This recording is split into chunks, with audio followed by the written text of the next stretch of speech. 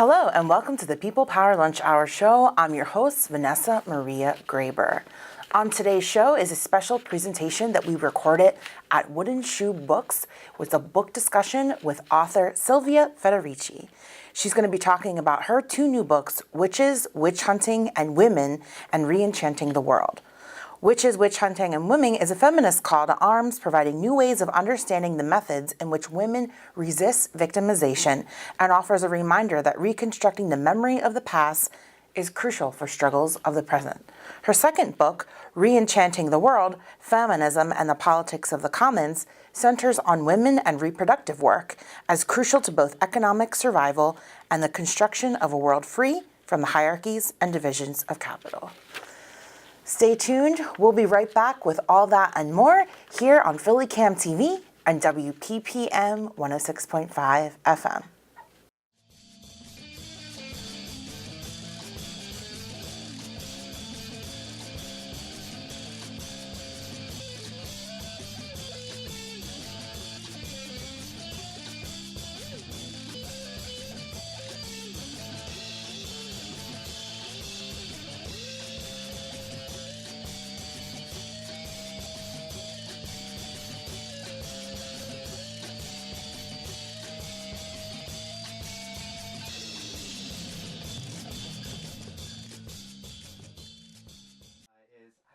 I know what I'm going to Sylvia is obviously eager to get the microphone, so I will leave it there, and I will thank you all for coming, and please join me in welcoming Silvia Federici.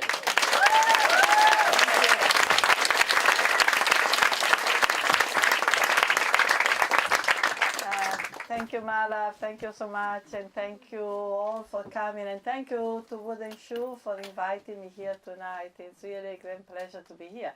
The last time was 7 years that I was here, 7 years ago, so too much time has passed.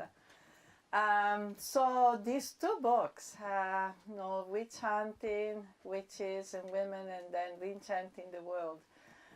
First of all, I want to say that the two books are connected. In a way they are dealing with, parts of one story.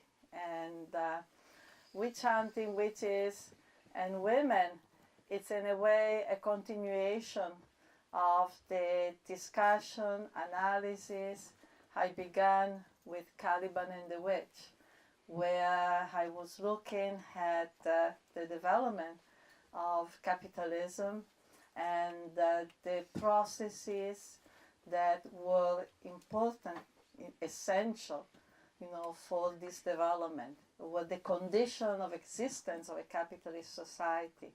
And among them, identified the great witch hunt of the 17th, 18th century that did not take place only in Europe, but also in other parts of the world that the European colonized. And then, of course, the idea of witchcraft was exported by the missionaries, across the world.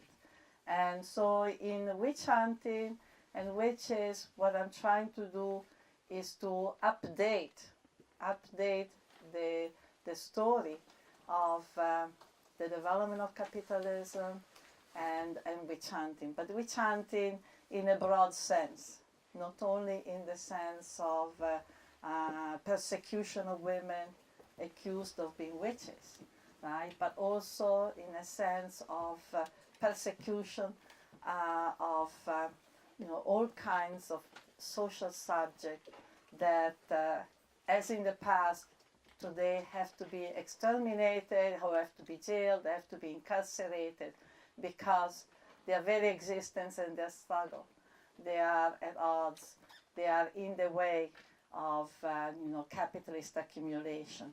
So the book in a way continues this relationship, to look at this relationship between what the new forms as well as old forms of capitalist work, capital exploitation, capitalist accumulation, and the violence it generates. Making the argument that this violence is not accidental, is not a product of perverse individuals, but like racism and sexism, this violence is structural. It's a structural requirement of a system that it's built on the exploitation of human beings, and increasingly, it's built also on the exploitation and destruction of the environment, and certainly of the means that people have to reproduce themselves. And so the violence is a requirement, is a structural element. And to sum up what the book is about, to give you an idea of the different parts of the book, there's a first section that places, goes a little bit more into depth into some of the themes of Caliban and the Witch, and one in particular, which is the relation between witch hunting and the process that has been called by Marx and others the enclosure, right? In Marx's work, the enclosures were especially enclosures of lands. The term is a very technical one. It's an old 16th century technical term that refers to the fact that the landlords at a certain point began to put fences and to begin to enclose the land that the serfs, the peasantry, had used to reproduce itself. So the people were actually excluded and were forced to take the road and were forced to accept any form of exploitation that came their way, right?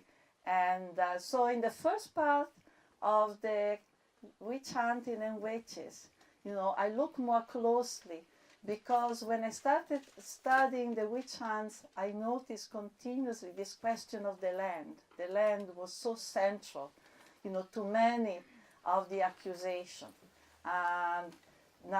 The issue of land was not the only one. There were many other issues who could live a woman, or for the matter a man, although the majority of witches were women, right?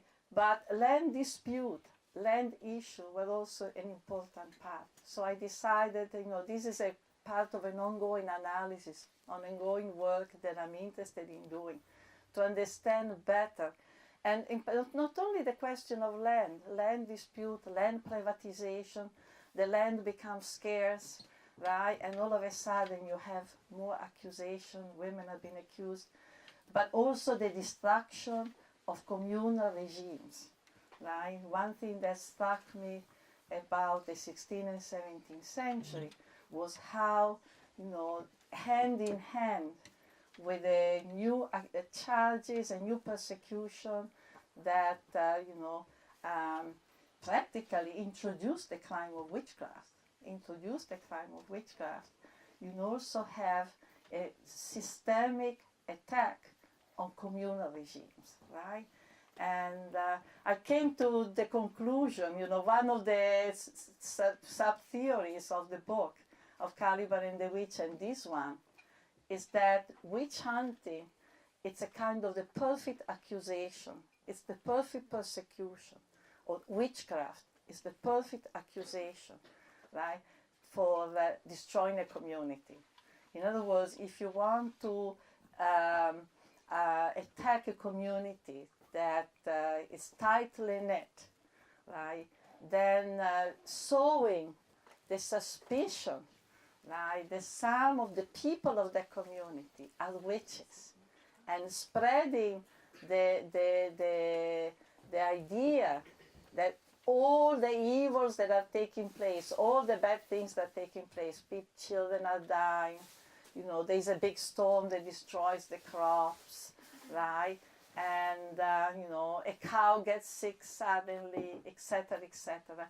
So they slowly, and of course, it's the kind of charge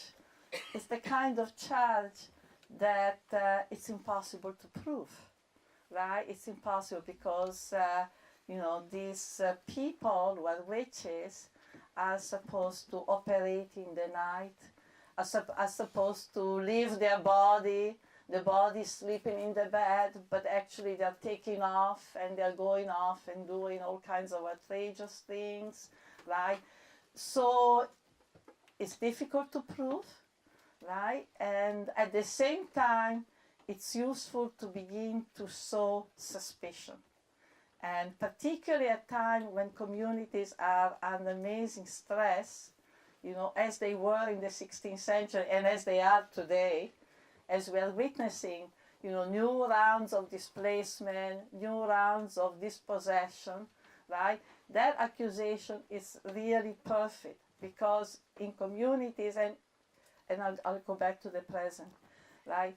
At the very moment when this community would need to be more strongly, working together, more.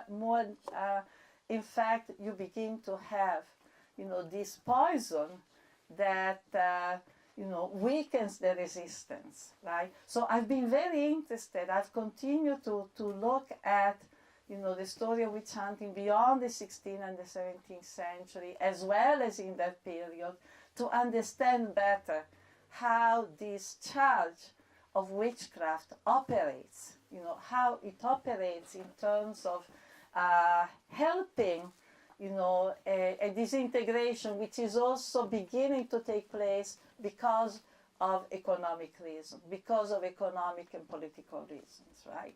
So this is what I look at in the first part of the book. In the second part of the book, actually, it's really, in the first part of the book, I also added a chapter that is being very popular, it's gone around a lot, which is on the origin, on the transformation of the concept of gossip, right? Because I discovered that, gossip, the original meaning of gossip was my friend, right? The word gossip meant a close friend. So a woman would say in the 1400s, I'm going out with my gossip, right? I'm going out with my gossip. And then something happened, in the course of the 2 centuries, the very 2 centuries that saw the witch hunting Europe and really saw the development of capitalism.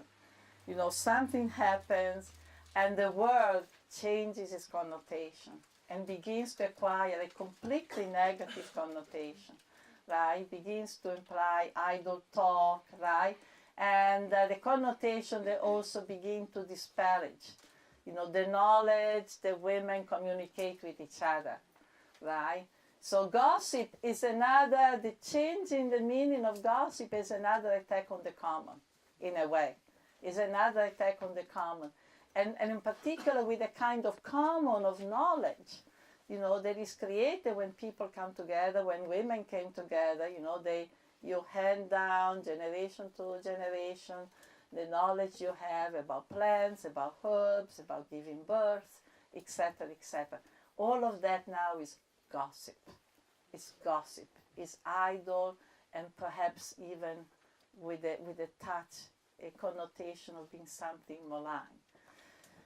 Then the second part of the book brings this story to the present, with 2 articles. And, one article is about the witch hunts that are taking place today, that have been taking place now for at least 2 decades in various parts of the world, especially in several African countries, in India.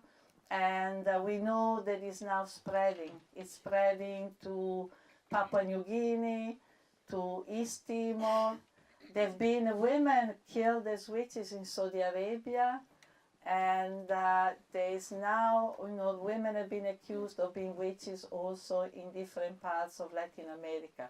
Though fortunately, so far, you haven't seen anything in Latin America that comes close to what, for example, has been happening in Africa. We are talking about thousands and thousands of women in the Central African Republic, Congo, Tanzania, Kenya, and now in Nigeria you also have the new development of children being accused of being witches. children being accused of being witches and being subjected to all kinds of torture. And you know, you have phenomena that are taking place that are one would never have expected in the 20th, 21st century. You know, the appearance of the figure of the witch finder, you know, the man who goes around different places and says, you are a witch, you're not, you're a witch, you're a witch. Or the exorcist, you know, the one that for a little amount of money will do several things, several torture to a child, and to presumably free him, right? So this has been happening. Why? Why it's been happening? And of course, because of the work I've done on Caliban and the Witch, it was, for me, immediately meant making a connection, trying to see what is the social and economic terrain, you know, that is generating, you know, this return of accusation, the return of this persecution. And of course, it's not a coincidence that this new persecution, these new witch hunts, you know, take place hand in hand in the same years in which in Africa and in the regions that are affected, you know, you have a whole process of recolonization. The process of recolonization that now we call globalization, right? That begins with structural adjustment, with the famous debt crisis that was totally engineered, and with the imposition of a process of structural adjustment that created mass impoverishment, mass unemployment, and a whole reform, adjustment. Actually, it's a process of reform that amounts to a recolonization because imposes land privatization, imposes the elimination of communal land regime, right, and massive devaluation of the currency, massive devaluation, and a restructuring of the economies. For example, the economies of Africa, you know, so that all the production is directed to export. All the production is directed to export, which has meant, you know, that more and more, you know, over the last 2-3 decades, you have a type of development, so-called development, in Africa that is built on extractivism. Extractivism means that what you export, what you produce, it's minerals, right? So you have to extract them. It's not really any form of manufacturing, but it's mostly a kind of production that require massive dispossession because it's built on mining, oil drilling, and implies that people have to be removed from the places where they lived, and you know, it's a very, very violent process. Very, very violent process when you have to displace people from their ancestral lands. This is the scenario, this is the scene, the landscape, you know, in which you begin to have now more and more accusations. And it's very clear that you know, the accusations are often coming from the ground, from people themselves, but that there is a whole world of people who are clearly responsible for these accusations, who generally remain in the shadow. It's clear there is a complicity of local chiefs, together most likely with heads of the companies who want to dispossess people, who want to push sometimes entire villages off their land because, because they found oil, or because there is a new mine that has to be set up, right? So this is the context. But I discovered that there is also many other elements, other factors that today are producing new witch hunting. And for instance, an important observation, there's some anthropologists who have gone to the places and have talked to people. You know, their assessment was that people are more prone today to listen or to believe accusation of witchcraft, you know, because for many people across the world, particularly in rural area, right? The forces that are shaping their life are becoming more and more difficult to understand. More and more difficult to understand. In the past, for example, if you had, if you were in a village and you had a boss who owned the land and forced you to do slave labor, okay, you understood, who was responsible for your misery. In the old days, in the medieval village, you had the castle, you had the lord, you had his goons, and you understood very clearly where the problem came from. Today you are a campesino, you are a peasant in any part of the world, and you have some land, and you have been able to make a living by selling your crop, whether they were, cocoa, or whether it was coffee, or etc. But now, with structural adjustment, the neoliberalism, the new dispensation, right, the decision about the prices of crops, are made in New York, they are made in Detroit, they are made in Chicago or in London. They are made by international pricing boards, and you are in a village in Ghana, and you have no idea why all of a sudden. And also with the structural adjustment program, many of the support systems the government had for the peasantry have been removed, right? The buying and selling boards where a peasant person could bring their crops and get a certain type of revenue, they've also been destroyed, right? So it becomes very difficult. All of a sudden you cannot sell your coffee. Or your coffee now, for instance, the price has so collapsed that now you might as well burn it, right? So it's very difficult. Why? And then you see certain people are actually making some money, because they might be involved in export, import. So this factor is important. And, and again, you have now a situation in which, because of the general impoverishment, the social fabric of so many places, it's tearing apart. And in the midst of this, in the midst of the World Bank, the IMF, mass unemployment, impoverishment, the attack on communal relation, come the new missionaries. Come these Pentecostalist sects, this evangelizing, the new evangelizing drive that begins in the 80s together with globalization, largely financed by right-wing groups in the United States, goes all over the world with this new, Calvinist creed that, if you're poor, it's because there's a problem with what you're doing, all because there are people in your community, right, who have been conspiring against you.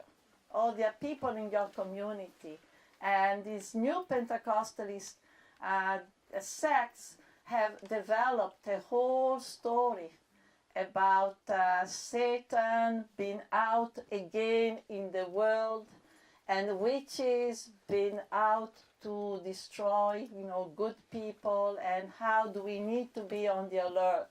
And if you looked at some of their manual, they have this manual which they now, distribute quite widely.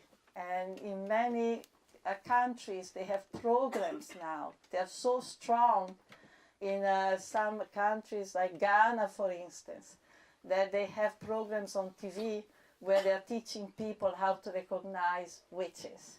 This is happening. This is happening. And it's a very dangerous mixture. It's a very dangerous mixture, right? So this is what I've been looking at in the second part of witch hunting, witches, I'm looking about this new witch hunt, but I'm also looking, there's another chapter that is also looking at new witch hunts, but not formally. In other words, I'm looking at the new surge of violence against women that is very connected, very directly connected with the new witch hunts, right? And I'm looking at why you have, now, today, or for some time, for some years now, a global surge of violence against women, of which the witch hunts are a part, but not the only part. Because there is a violence that is increasing, coming both on the domestic scene. There's an increase of domestic violence. There's an increase of public violence, what they call public, which is violence by paramilitary, violence by narco-traffickers, right? Institutional violence, the police, the increase of women not being incarcerated, right? And as well, a whole set of laws, and I want to talk about them too, that are now basically, there's no other word for them except that they are institutional violence. For example, in the United States, what is now openly recognized as the criminalization of pregnancy, particularly for poor women, women of color and poor, women who have no resources, who in the name of the defense of the fetus, right, are being subjected to really a real persecution. And I'm going to talk about that a little bit. So I'm looking at part of the important chapter, I think, in the book. It's really looking at what are the conditions that are creating this new surge of violence that obviously has many forms, not one only, obviously does not affect all women equally, quite the opposite. It affects in particularly migrant women, women who have no resources, economic resources, women who have been racialized. So that is very, very, very important to recognize, that this violence is not a uniform one, right? But at the same time, there are common denominator. And I think the common denominator is that in each case, you can trace a connection to the changes that are taking place at the economic and social level. In other words, that there is a direct connection, again, between the new forms of violence and the new forms of capitalist accumulation. And this is what this chapter is attempting to do, is basically working on a map that tries to see, what are the factors, right, generated by the new forms of accumulation that are instigating a surge in violence against women. For instance, the fact that women in so many parts of the world are leading the struggle against land dispossession. They are leading the struggle against the destruction of the natural wealth of their communities, against the mining company and against the oil company. And so they are, in fact, an important target of the paramilitary or the armies that are in charge of the displacement. And also the fact that, there is an important a feminist sociologist in Brazil that you probably know, Rita Segato. I don't know if some of you, I think some of Rita's work has been translated into English, and she has concentrated in particular in looking at the violence against women by paramilitary and by narco-traffickers, right? And one of the arguments that she makes is that, killing a woman is the easiest way, most effective way to move on with the displacement of a community. because it sends a message. Since women are associated with the reproduction of life, since women usually are seen as non-combatant, as people who are not violent or in possession of arms, right? So the killing of women is particularly outrageous and particularly effective in communicating to a community, look, do not resist, because you're facing people who know no limit. They will not stop at any limit, right? So again, she is connecting the new violence with the displacement, dispossession, attack on people's resources. But there are also other factors. For instance, the women have to move now from their home and go to all kinds of places to search for some income, in the general impoverishment of the community, and also the collapse of the male wage. They have to look for forms of income and selling things in the street, basically migrating. The violence that we see now, for instance, against migrants is certainly affecting also women in particular.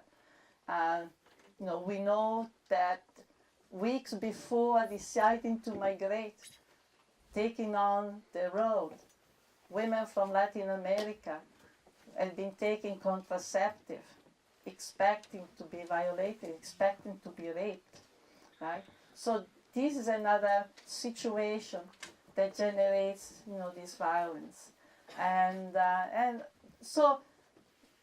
are many more factors. This is what I'm looking at in this chapter, and but I'm also interested in the way women are resisting, right? In the forms of resistance, and I'm going to talk more about that, later in my presentation, because I think it's very important to recognize on one side, the intensity of the attacks that are being moved against people, both by economic means as well, and the two go together, because you cannot impoverish, you cannot dispossess, unless you also organize a tremendous amount of violence. And this is why we see wars across the globe.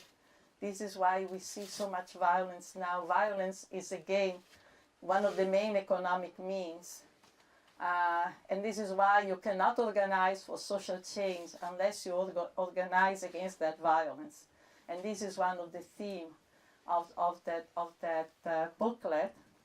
I want to add, to conclude my words on this particular book, that in New York I work with a group of women, who has been working on this theme, violence against women, the new forms of capitalist accumulation, the new forms of resistance against it. And we have actually constructed a website that is called Feminist Research on Violence.org that you can access. It's just beginning, but we hope it will be a space where people will communicate, not only exchanging information and analysis about the violence that is being done against us, against so many communities, but also about what to do about it. What to do about it. As women in Colombia say, let's not just count bodies. Let's not just count bodies. One of the reasons why there is so much violence is why also there is so much struggle against it. There is so much struggle precisely against the dispossession. And this brings me to the second book, which is Re-enchanting the World. And in a way, the two books could be melted together, could be really melted together. And Re-enchanting the World, it's a book also in two parts. And, the first one, it's a revisiting of the whole question of primitive accumulation, which a term that is now becoming very popular, so I imagine that many people know what that is. My primitive accumulation, it's the concept that Marx used, in a famous chapter of Capital Volume 1, to describe, the process that led to the formation of a capitalist society, right? And, Marx focused in particular on the expropriation of the peasantry from the land that they had used, because that was the beginning and the condition for the creation of a proletariat that had nothing to live upon, right? Without land, without, when we say land, we say a lot more, of course. We say woods, we say waters, we say ponds which have little fishes that people can eat, right? And we talk about forests, and forests have trees, fruits, roots, herbs that can be used for medical purposes, right? So there's a lot more when we say land. Land is a general term, but it means seas, rivers. So when people are expropriated from what used to be called the commons, right? And so in the first part of the Re-enchanting the World, I look at the fact that today, and I mean for some time now, since certainly the 1980s, we have been living in a situation that recalls, the beginning of capitalism, right? I know what I'm saying is so well known that it doesn't need much detail, but we have seen massive, massive dispossession, which of course are the cause of, global migration flows, right? Global migration. Today, probably, 1 every 100 workers, it's a migrant or a refugee. I mean, today the face of the proletariat, of the world proletariat, more and more is the face of a migrant. Is the face of a migrant. Fewer and fewer are the people who can draw sustenance from the places in which they live and from the lands in which, generation and generation, have been able to subsist. So that is happening. Then we see the devastation of the earth, obviously, and continuous war, permanent war. Every year now, every 2-3 years, another country is being destroyed, practically in the Middle East, Afghanistan, Syria, now Yemen, Iraq, Libya, Somalia. Okay, so there's the sense that we are living again in a period, of tremendous violence and continuous dispossession, right? It's not an illusion, it's not an exaggeration to speak of a return of primitive accumulation. And in the first part of the book, I look at that, at what is taking place, and particularly in different parts of the world, Africa, China, and at the process in general, trying to understand, what kind of process, what it produces, and why, what is it responding to. I do not pretend to give a full answer, right? But I attempt some answers. And then in the second part of the book, which to me is the most important, I also look at, what kind of struggle people and women in particular are making, in response to this devastation. And this is the part on the commons. And this is one of the main themes that, but the second part, it's also dominated by an understanding of the transformation that this new primitive accumulation, it's producing in the process of reproduction, in the process of social reproduction. And the tremendous crisis that is affecting so many communities across the world. You know, here too, obviously, we cannot speak of a uniformity, right? The crisis can be different in Detroit, where you have millions and millions of unemployed, or many similar American cities, or you have a crisis, you know, of the communities that I was talking about in Africa or in Latin America, you know, where the dumping in Latin America, Mexico, the dumping of grain by the United States in the name of NAFTA displaced millions and millions of campesinos who could not compete with the cheaply produced transgenic, you know, grain. And so they migrate, of course. They are forced to migrate.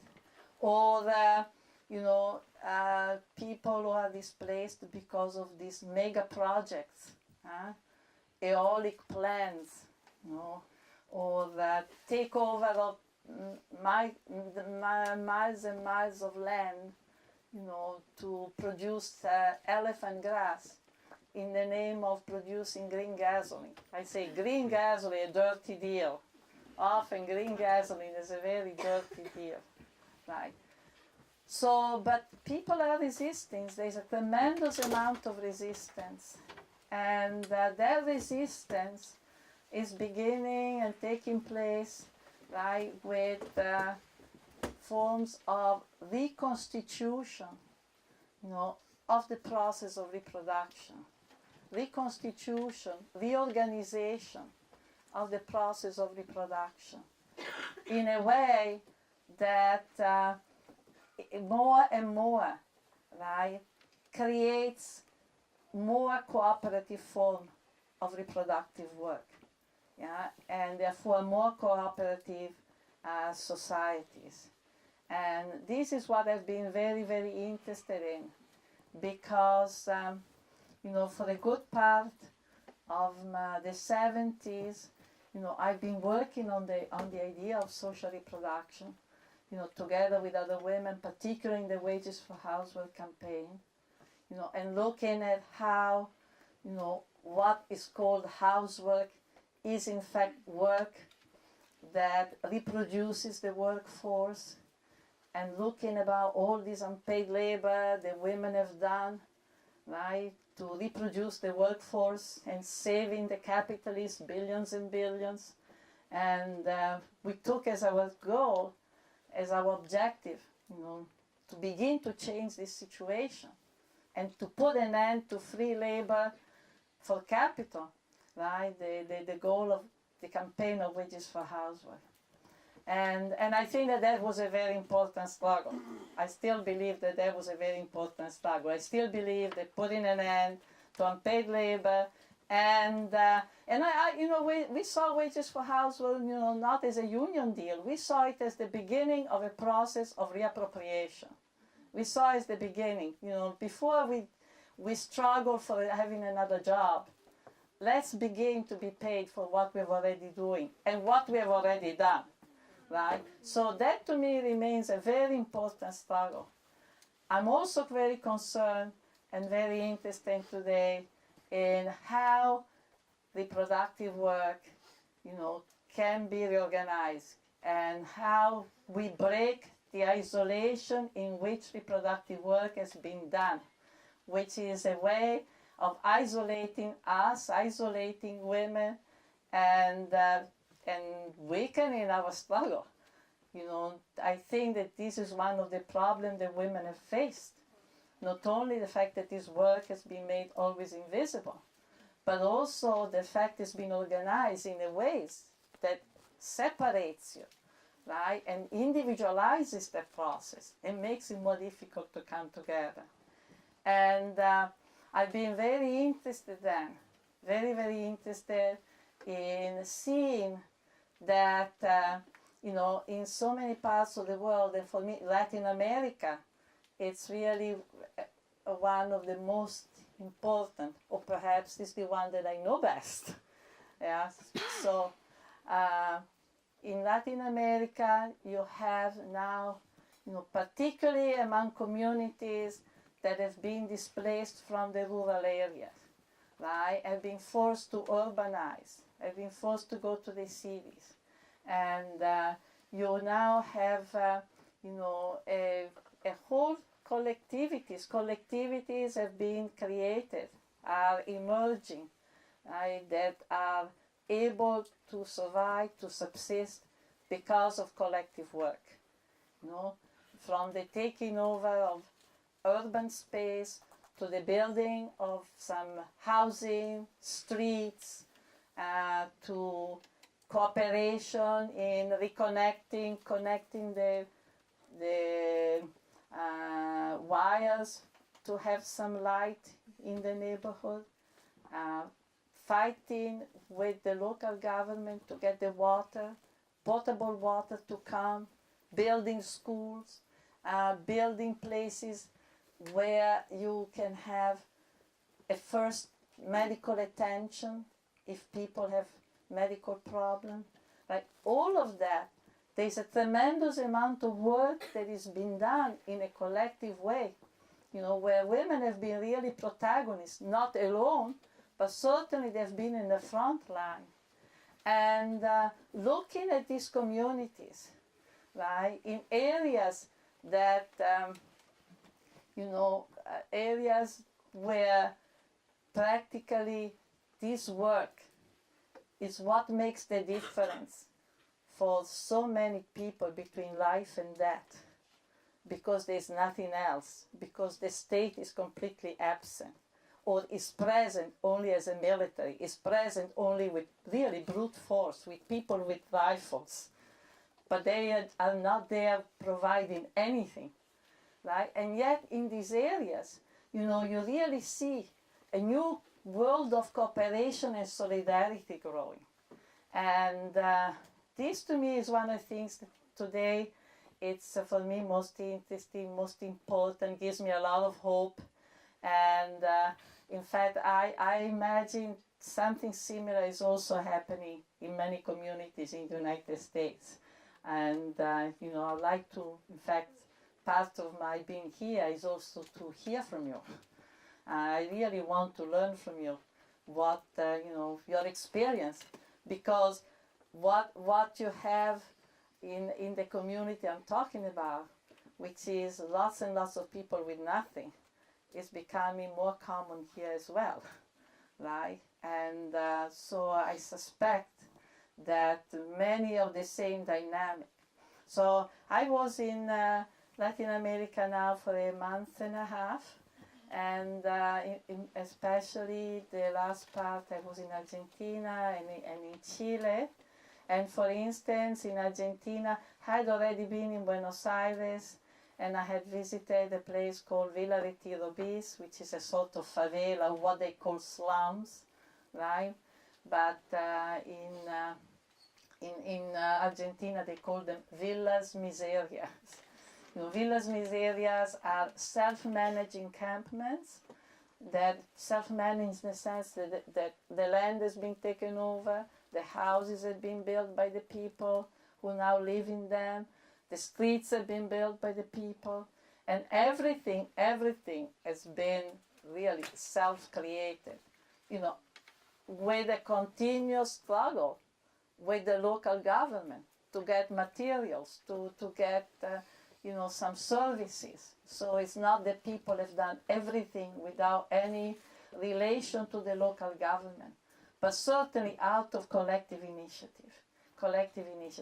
And in this village that I visited now, called 2124, no, thousands and thousands of people, right? I met with a large number of women who were telling us, I was part of a group of women there, visiting. They took us around, and they told us, you know, the kind of work that is being organized. For instance, they have a group of women who every day go to take children to school and bring them back because there's no cross light and children have been killed by trucks. They have, you know, women who are visiting houses where they know that there are people who have nothing, and they want to make sure that at least they have one meal a day. They had the dengue epidemics, lots of people died, and so they created a whole a network of women who are dealing with trash, and they have women dealing with the health, so they are creating remedies. They are creating places where women can go. They do political formation. They have ongoing discussion of material, of stories, of current events. They have the women who are doing musical work, etc., etc., etc. At the end of the tour, we had an assembly with probably 200-300 women, and I don't know how many got up and they said what they are doing in the community. This is the kind of situation that I've been, you know, very, very interested in, because, you know, one of the most terrible things that has happened, you know, with the attacks on our means of subsistence has been not only the destruction of many communities, but the destruction of solidarity, the destruction of the relationship that existed among people that enable them to resist, enable them to struggle. And, you know, what I saw in this community, as in others that I have visited, is that these initiatives are not simply enabling people to survive. They are not simply enabling people to survive. They are also creating the capacity, a higher capacity for resistance. They are also creating a new conception of social life, new forms of solidarity, new affective relationship, right, that are making it possible for people to actually make a fight, to actually not simply be in the position of victims, but actually, you know, begin to look at what they're doing and at their community as with pride and with the sense that yes, we can create something. We can actually confront the state, right? And so this is what I'm looking at in the second part of Re-enchanting the World. And this is at least an important aspect, you know, as at the same time, I also have several themes weaved through the stories, including, you know, and the thinking of what are the obstacles that we encounter in making more effective struggles. And so I have all a theme of critique of our relationship to technology. You know, I'm very concerned, for instance, by how seductive the power of the new technologies is and what a hold it has on people's lives. And I appreciate, I'm not against technology, I appreciate how the computers and how the cell phones and everything, you know, are making new connections. At the same time, I also feel that in the movements, there is not enough of a critical position as to the cost, at the cost of production of these technologies, because it's very clear that a whole immense new digital production is what is eating the earth. There is a direct connection between the displacement of people, the violence that is being, you know, deployed across the world, all this blood that is being spilled, and the building of the things that we use every day, that I also use every day. But I feel that we have to put that on the table as an issue, because we cannot speak only about what can be done with a computer or what can be done with a cell phone if we don't also speak what is the cost that is being paid in terms of destruction of the earth and destruction of human life in order to produce these technologies. And also part of that, I'm concerned about how we are losing the sense of what other societies, other world, the knowledge they had produced. You know, we are beginning to develop an idea that all their knowledge is being produced by capitalism, right? That capitalism is the great innovator and creator, and the fact that the conquistadores of all types were able to destroy so much, you know, has also make us oblivious, you know, to how much knowledge, you know, was produced in the past, and what kind of powers, you know, human beings had that, you know, we now could not even dream of, you know, we could not even dream of. So I speak about the fact that, you know, thousands of years ago, you know, people looking at the sky, which obviously was cleaner, right? They discovered all the major constellations by looking at the sky without a telescope in Babylon 4,000 years ago.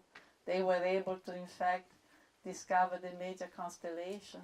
Or they were able in Polynesia to travel the sea without even the nights, without the moon, because people could tell from the movement of the waves, you know, if the boats were taking them ashore, if they were taking them away from. They could read the signs from the flight of the birds and from what kind of leaves they found in the waters, right? So these were all knowledges. These were amazing knowledges that were connected with a profound relation and sensibility to the natural world, of people who never saw their bodies disconnected from nature, but they actually saw their body in a very expanded way, kind of a bacterian body, don't know. But you know, they now our bodies have become small, you know, all enclosed. We have like a cage. We've been enclosed as well, not only the land, but our bodies have been enclosed. And I think we need to break away from those closures. So when I see people who have hooked here, here, here, here, you know, and they're now technologically enclosed, right? Presumably connecting with China, I don't know, or connecting across the world, but obviously not talking to the people, you know, across the staircases or sitting next to them in the subway. You know, I think that this is an issue. Well, it's an issue that I deal with. And so, to conclude from this come the title of the book, right, which is Re-enchanting the World. And Re-enchanting the World, it's really, the title looks at a path that is a path of reconstituting solidarity, reconstituting, basically reconstituting a social fabric that is kept together by affective ties and solidarity ties, and also re-enchanting the world in terms of recuperating, you know, our relationship, you know, with this broader world, which is the world of nature, of animals, of the seas, of the waters, of the airs, and which you know, more and more, you know, is being destroyed in front of our eyes. So, you know, this for me now, certainly, and not only for me, is the struggle. And I look forward to hear, you know, your thoughts on that. Thank you so much.